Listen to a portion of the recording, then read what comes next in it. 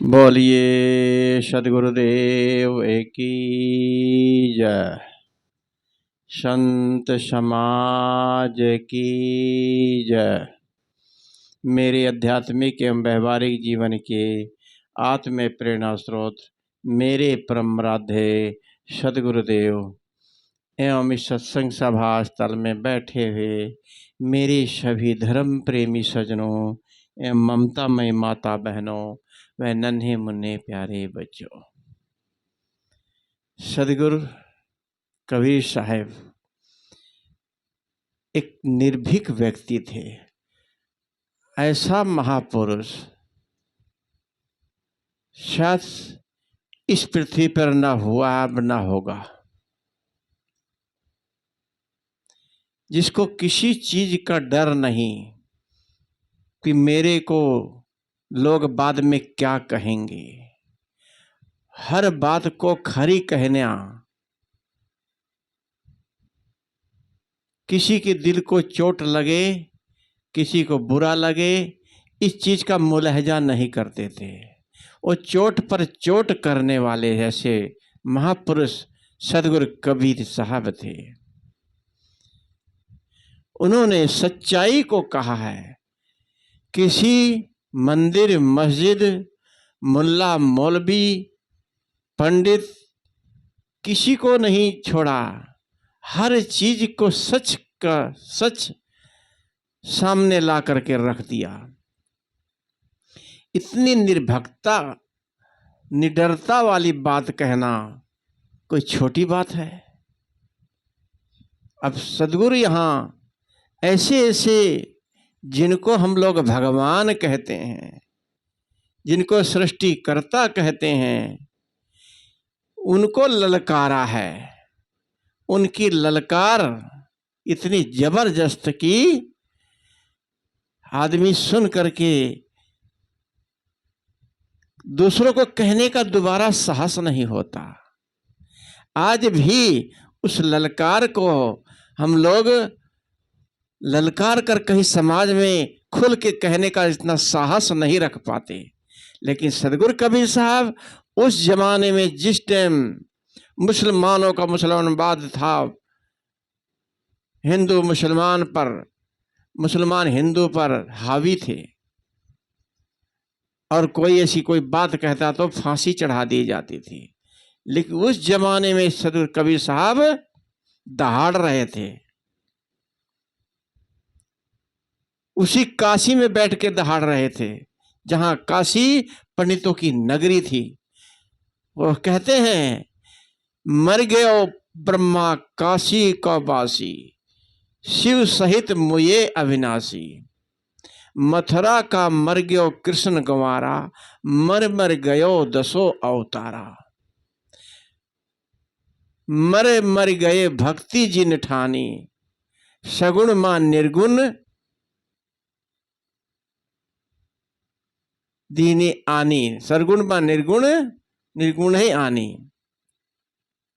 नाथ मछंदर बाचे नहीं, गोरख और व्यास। कितनी बड़ी बात। नाथ मछंदर बाचे नहीं, गोरख दत्त और व्यास। कहे कबीर पुकार के, ये परे सब काल की फांस। सब काल के फांस में सब कि नहीं, इनका किसी की मुक्ति नहीं हुई। भावार्थ है कि ब्रह्मा जी काशी के निवासी, शिवजी की नगरी काशी, शिवजी की भी नगरी काशी कहलाती थी। शिवजी के सहित अविनाशी कहलाने वाले विष्णु भगवान, जो सृष्टि को पालन करता थे, वो भी शरीर छोड़ करके यहां से चले गए। कोई यहां नहीं बैठा है। इतनी बात कहने का साहस।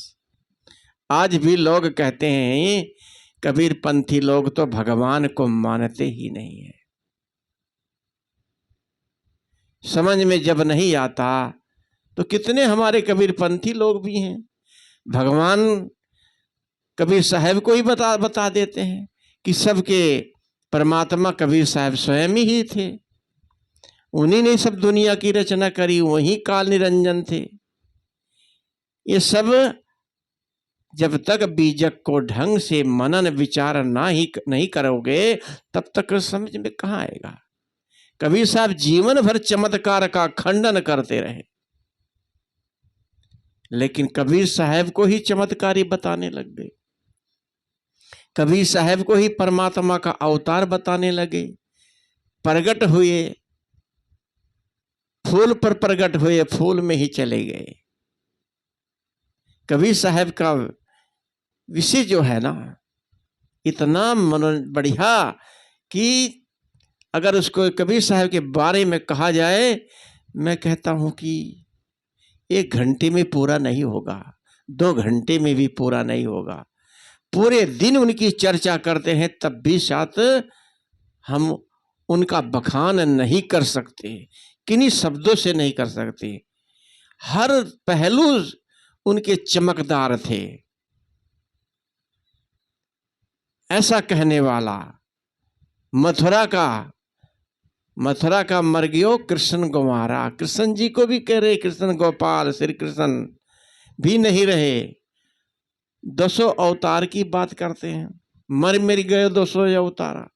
200 अवतार की गणना कही गई है कि 200 अवतार हुए। ये सब शरीर त्याग करके चले गए। जिन्होंने भक्ति सगुण और निर्गुण की कल्पना की, ये सब यहाँ से सब चले गए, सब मर गए, सब पड़े काल की फांस। इन किसी का उद्धार कल्याण नहीं हुआ। आगे और लेख पकड़ते हैं, नाथ बछंदर बाचे नहीं, गोरख दत्त और व्यास। मछंदर नाथ प्रसिद्ध थे, गोरखनाथ प्रसिद्ध थे। इतने बड़े संत, इनका भी कल्याण नहीं हुआ, ये भी बचे नहीं, ये भी काल के मुंह में चले गए। गोरख इतने बड़े संत थे, और दत्तात्रेय और व्यास जिन्होंने वेद की रचना करी।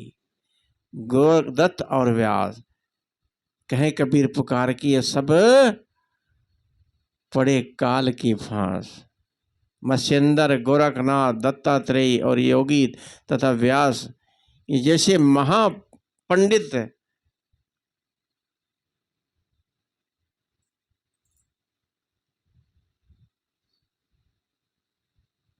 ऐसे ज्ञानी विद्वान कोई नहीं बचा। कबीर साहब ने ललकार कर कहते हैं, ये सब काल के फांस में पड़ गए। ऐसा स्पष्ट साफ कहने वाला दूसरा और कोई इस दुनिया में न हुआ न होगा। सच कहा। उनको बाद में लोग क्या कहेंगे इसकी उन्होंने बिल्कुल चिंता नहीं की, और बाहर से भी निर्भीक, अंदर से भी निर्भीक। वो अपनी जान की परवाह नहीं करते थे कि मेरे को बाद में लोग क्या कहेंगे, समाज के लोग क्या कहेंगे। खरी बात कही उन्होंने। तभी तो कबीर साहब की सच की विजय हुई है। वो बाहर से कठोर लगते थे, अंदर से बहुत नरम कोमल हृदय के थे। ब्रह्मा विष्णु महादेव बड़े बड़े देवता ये माने जाते, श्री राम तथा कृष्ण अवतारी माने जाते हैं। बाकी गोरख, मच्छंदर, दत्तात्रेय ये सब योगी माने जाते हैं। वेद व्यास त्रिकालदर्शी माने जाते हैं, महर्षि माने जाते हैं। ये सब के लिए प्राय भ्रम है कि शरीर सहित ये सब दुनिया में है। बताइए, इतनी बड़ी बात कहने वाला आज भी लोग कहते हैं कि ये सब गलत कहते हैं कबीर पंथी लोग।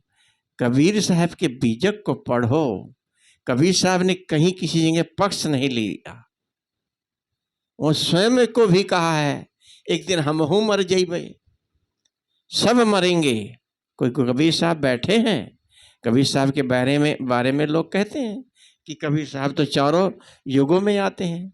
अगर एक युग में आए फिर वो दोबारा फिर जन्म लिया तो इसका मतलब वो मुक्त हुए ही नहीं। फिर जन्म लेते रहे, फिर गर्भ में आते रहे।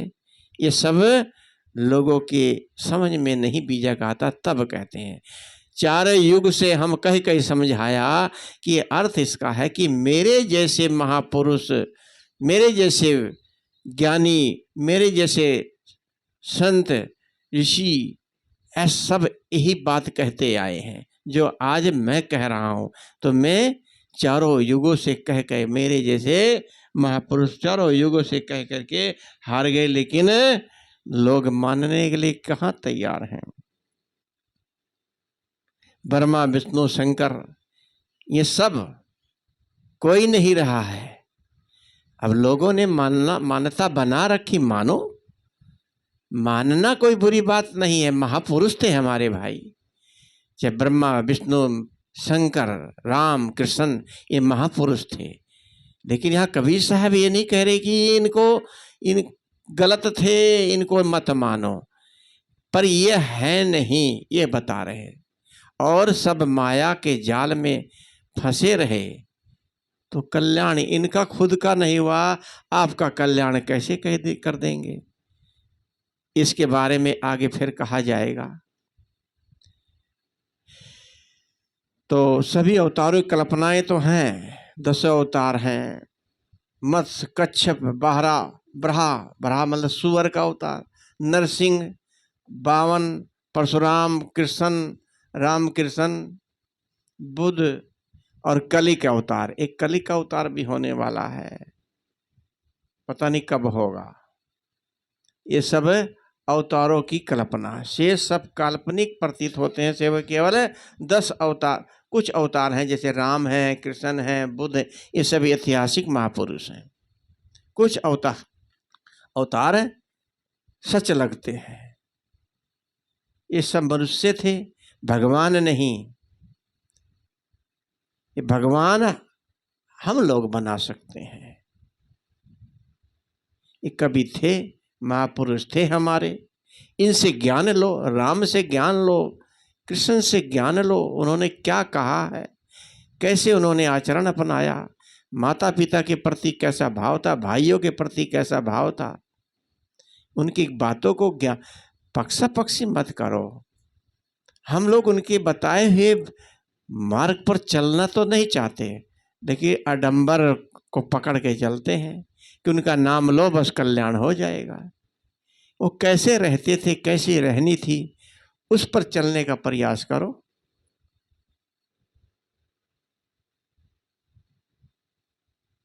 उनसे प्रेरणा लो।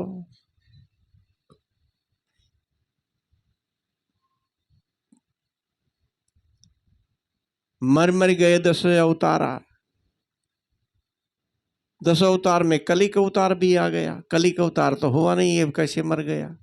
10 अवतार की बातें हैं। कबीर साहब कहते हैं कि ये सब मर गए कि कुछ कल्पना के हैं, और जो पैदा हुए, जो जन्मता है वो मरता है, जो उगे सो कोमलाए, जो बने सो ढह जाए।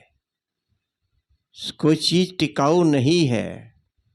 सदगुरु कहते हैं कि कोई भी शरीर से अमर नहीं होता। रिद्धि सिद्धि मुक्त में मोक्ष पाने की आशा लोग रखते हैं। ये सारा विश्व, पूरा संसार अपने निगुण धर्मों से, नियम से चल रहा है। फिर किस देहधारी की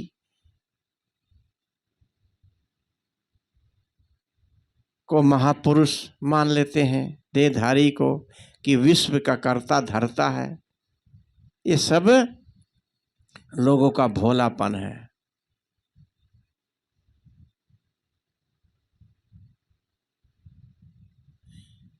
लोगों के मन में ये भाव उठेगा, श्रोताओं के स्वाभाविक है कि कबीर साहब ने तो सभी बड़े बड़े लोगों को कह दिया ये सब मर गए, क्या कबीर साहब स्वयं नहीं मर गए? ये भी तो मर गए। यदि कोई कबीर साहब को अमर बताए तो वह पार ब्रह्म है, परमात्मा है। ये सब कहने की बात है। उन्होंने कबीर साहब ने कि आए हैं सो जाएंगे, राजा रंग फकीर, एक सिंहासन चढ़ चला, एक बंधा जात जंजीर। मरते मरते जग मुआ, मुआ न जाना कोई, ऐसा होय कि कोई न मुआ, बहुर न मरना होय। सदगुरु कबीर साहब ने धर्म और अध्यात्म के नाम पर चमत्कार को जीवन भर खंडन करते रहे, देखिए उन्हीं के साथ हमारे कुछ भाई कबीरपंथी लोग भी चमत्कार उनके साथ जोड़ रहे हैं। उनके साथ कसनियाँ करी, अवतार लिया, फूल पर अवतार लिया, फूल में बदल गए। बीजक में कहीं नहीं लिखा है कि उनके उनके 52 कसनियाँ कहीं करी गई। बीजक के अंदर कहीं कबीर साहब ने कोई चर्चा नहीं करी।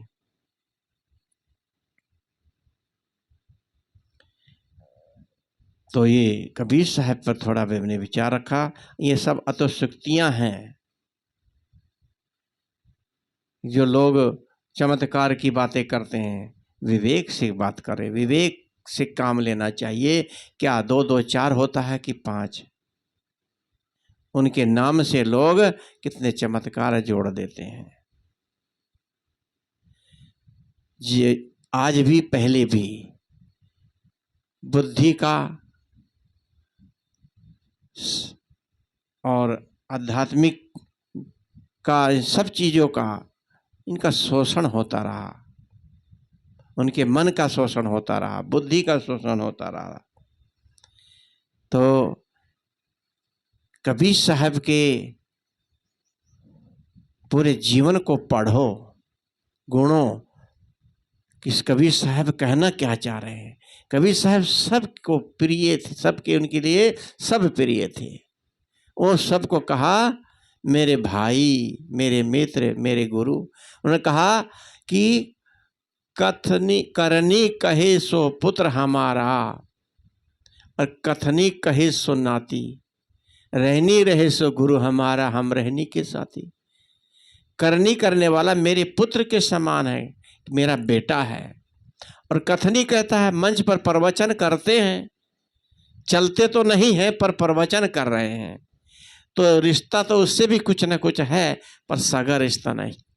उन्होंने कहा कथनी कहे सो पुत्र, करनी कहे सो पुत्र हमारा।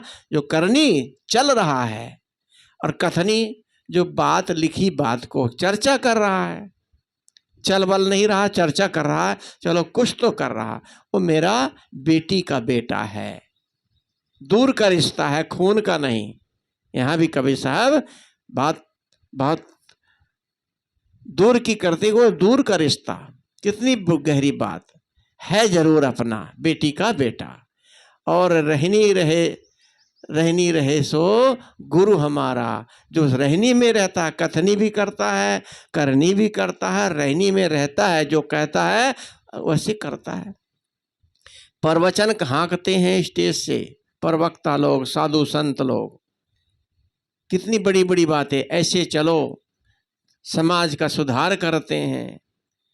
और ब्रह्मचारी से रहो, जीवन बढ़िया बिताओ, गुस्सा क्रोध मत करो, सबको समता में रखो, सबसे प्रेम करो। ये सब बातें प्रवचन में कहते हैं। किसी की निंदा चुगली ना करो, किसी की बुराई ना करो, राग द्वेष ना करो।